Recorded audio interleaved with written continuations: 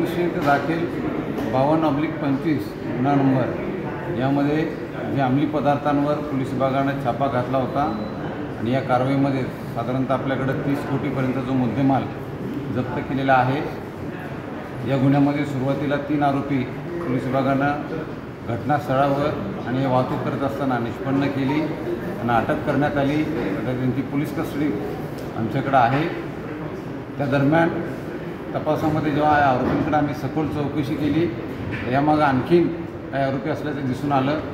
त्यावरून आम्ही तात्काळ काही आरोपींचा शोध घेऊन आणखीन 3 आरोपींना अटक केलेली आहे।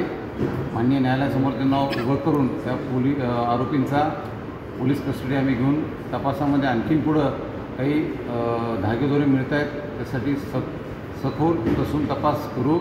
आणि मला विश्वास आहे की याचं जे काही रॅकेट आहे, नेक्सस आहे, ते आम्ही उद्ध्वस्त करू आणि कुठेही परत आपल्या जिल्ह्यामध्ये अशा पद्धतीनं कोणी हिंमत करणार नाही, यासाठी पोलीस विभाग पूर्णतः काळजी घेत आहे।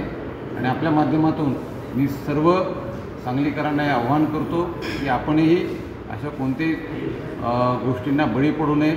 आपल्याकडे जर अशी काही माहिती असेल तर ती तात्काळ पोलीस विभागाला द्यावी, जेणेकरून आम्हालाही कारवाई करणं शक्य होईल। यामध्ये अगदी पालकांपासून शाळा कॉलेजचे जे शिक्षक वृंद आहेत त्यांचे सहभाग आम्हाला यामध्ये अपेक्षित आहे। आणि मला विश्वास आहे की या चुकीच्या गोष्टींपासून आपण आपल्या सर्व नागरिकांना वाचू, त्यांना निश्चितच आपण यापासून दूर ठेवू आणि कोणी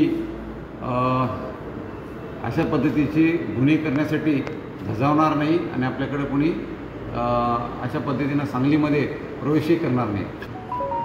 सध्या जो तपास पोलीस विभाग करत आहे त्यामध्ये या आरोपींचं गुन्हेगारी पार्श्वभूमी असल्याचं दिसून येते आणि यातील जे आत्तापर्यंत एकूण 6 आरोपी आहेत त्या 6 पैकी 4 आरोपींवर एक कॉमन गुन्हा आहे ज्याच्यामध्ये यापूर्वीसुद्धा त्यांनी MD ड्रग्सच्या बाबतीमध्ये त्यांचा सहभाग असल्याचं दिसून येत आहे आणि त्या पद्धतीनं आम्ही आणखीन तपास करत आहोत की यांच्यामध्ये कोणी दुसरेही सामील आहे का।